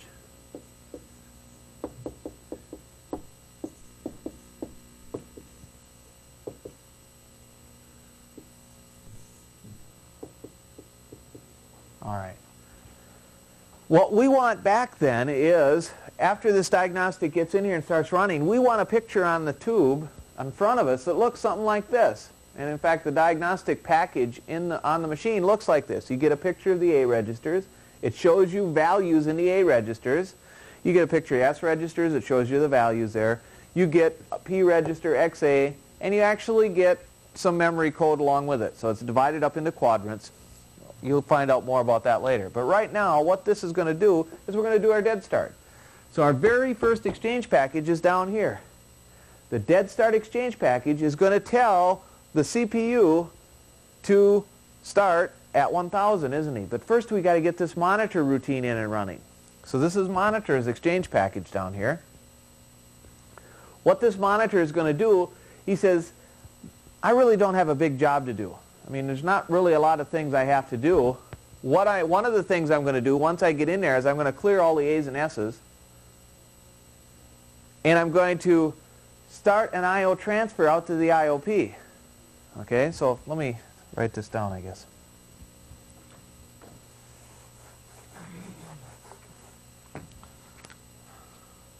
What I want to do is inform that CE out there staring intently into that picture tube as to what the machine is doing. So what I'm going to do is I'm going to start up the diagnostic. But before I can start up that diagnostic, I want to do an I.O. transfer. And I'm going to do the I.O. transfer of the lower 4,000 words of memory.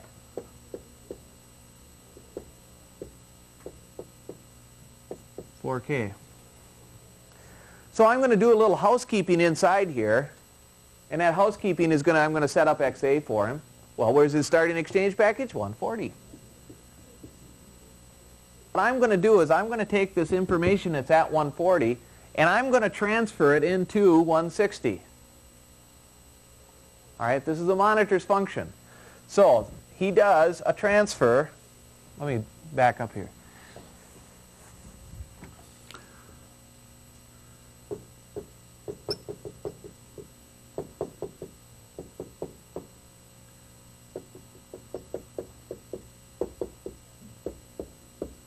We'll start our information that's the starting information that we need. I'm going to transfer it to 160 in memory. There's a reason for that. If this diagnostic is running for a while and then stops and you hit dead start again, I want it to start over again. All right, that just happens to be the way they've chosen to set up most of them. Okay, rather than starting with where you left off, I want to start with the starting initial values again. Okay, a restart. Any question on that? So I transfer the information that's at 140 that was my starting package, and it looks just like an exchange package, it's in memory. I transfer it to 160 and make my active package. All right, so that part of the housekeeping is done. I set then the P register in 160 now to 1000. I've set my exchange address register to 160. Now, what I'm going to do is I'm going to start my I.O. transfer.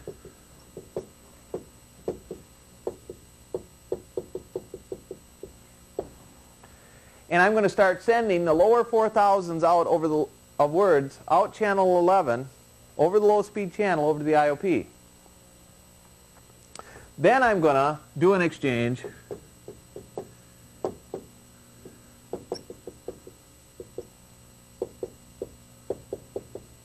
Start the diagnostic.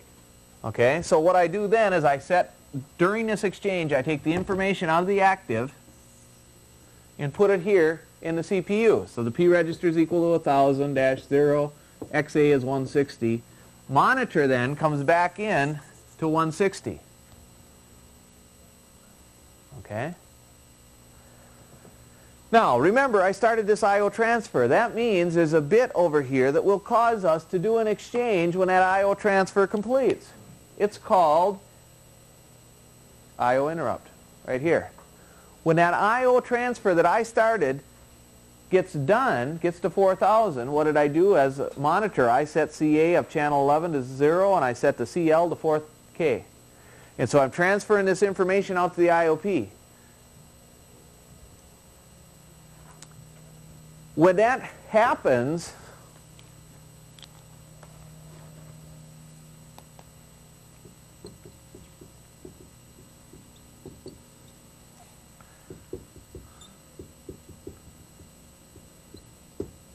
I think there's 2 R's in there, but that's close enough for now. When that happens, when I get that interrupt, I'm going to do another exchange, aren't I? Well, what happens when I do that exchange? I take the diagnostic program out of the CPU and I put it into my active exchange package. And I put monitor back into the CPU, don't I? Now, monitor said, remember what we want to do is we want to transfer this guy. We want to tell the CE out there what's happening. So I'm going to take what's the active exchange package. In other words, this is the diagnostic values now, isn't it? It's stuff I got back from this, well, the diagnostic was running. I'll take those diagnostic values and transfer them down here to 120 to 137.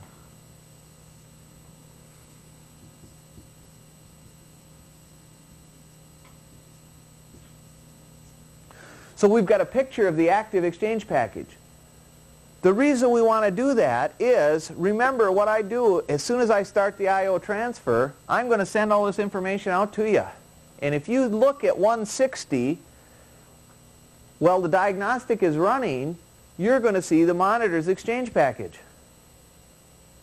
All right? You don't want to see monitor's exchange package. You want to see the exchange package for that diagnostic. You want to see are those S register values correct? Are they coming back and are they toggling up through? All right? So as soon as I do this exchange, 160, which is the active package, to 120, I do another, I start another I/O transfer.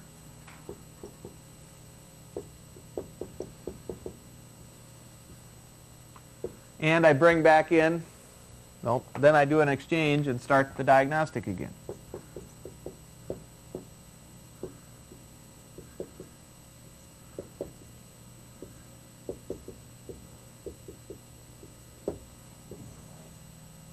Right to here.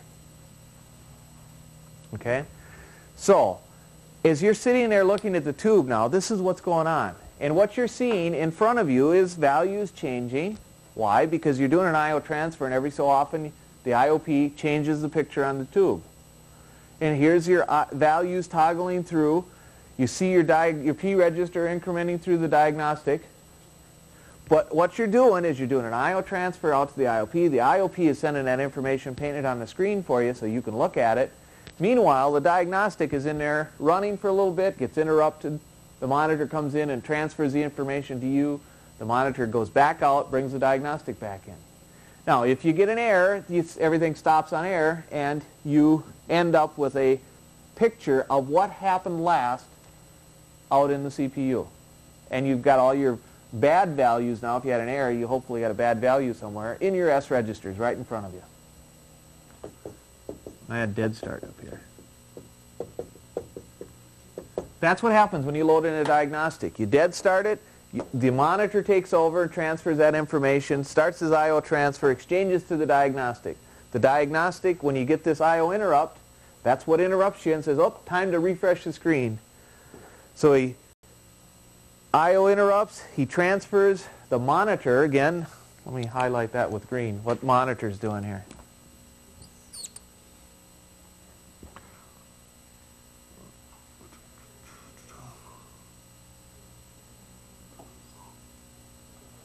Okay, so the monitor here is doing this.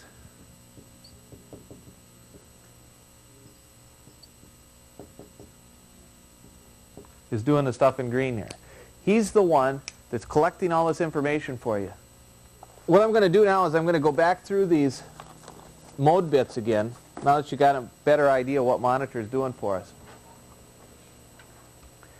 The mode register, and the first one I want to know about is this interrupt on monitor mode. In your hardware reference manual, it tells you about those bits. And the interrupt on monitor mode bit is, which one?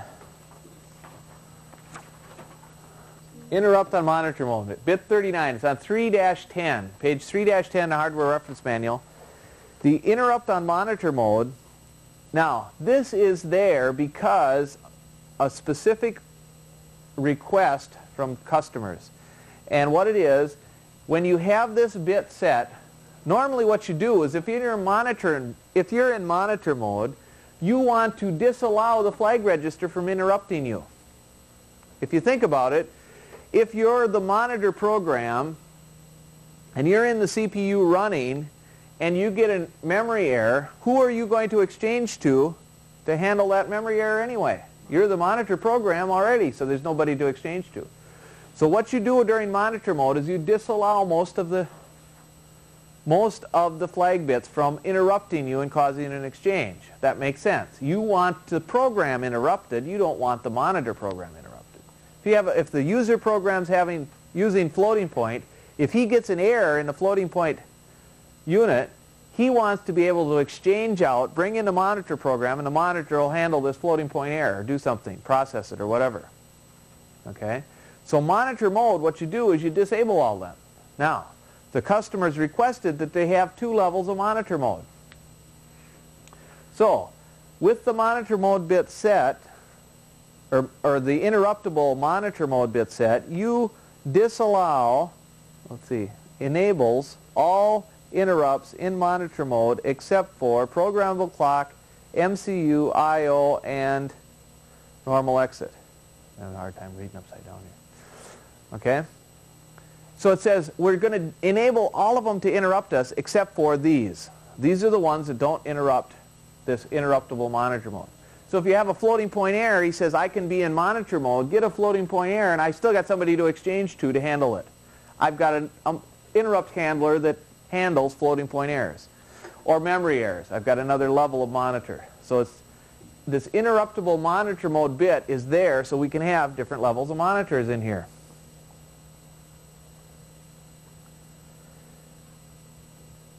Now, this select for external interrupt bit. What that bit is for is you can assign one of the CPUs to handle all the I/O routines. All right, we've got COS in here now. We've got both processors up and running. What we want to do is this one needs some data. So he says, okay, I'm going to start an I/O routine because I need data for this program I'm running. But he says, I want to make sure that this one always handles that I/O interrupt. So I'll start the I/O transfer and say, oh, I need data. Then I'll put in the user program and start executing his program. When that I/O interrupt gets here, we want to direct that over to CPU 0 so he can handle it and say, okay, it was done and there was no errors and everything's fine and your data's there. Okay? So that's what that bit is for. Is if the bit is set in CPU 0's exchange package, he's going to get all the I/O interrupts. If the bit is set in CPU 1's exchange package, then he's going to get the I/O interrupt. If nobody's selected, then whoever started the I/O transfer gets the interrupt. Okay? So, you say if you start an I/O transfer, you want to know when it's done. If I started it, I want to know if it's done. But I say, I can't be bothered by this, just handling this I/O routine, so I'll assign it over to here and have him handle them all to the other CPU. That option exists. And that's what that bit's for. Bidirectional memory access. Any questions on that? When we have an instruction in CIP that wants to use port A, he has to make sure, first of all, that port A isn't busy, and then he has to make sure that port B isn't busy, or port C isn't busy if this bit is not set. Okay? So if your bidirectional mode bit isn't set and you want to use port A, you've got to make sure that port C is not used also. Did I lose anybody yet? I should have by now. Let's put a B register transfer up here. Oh, there they are.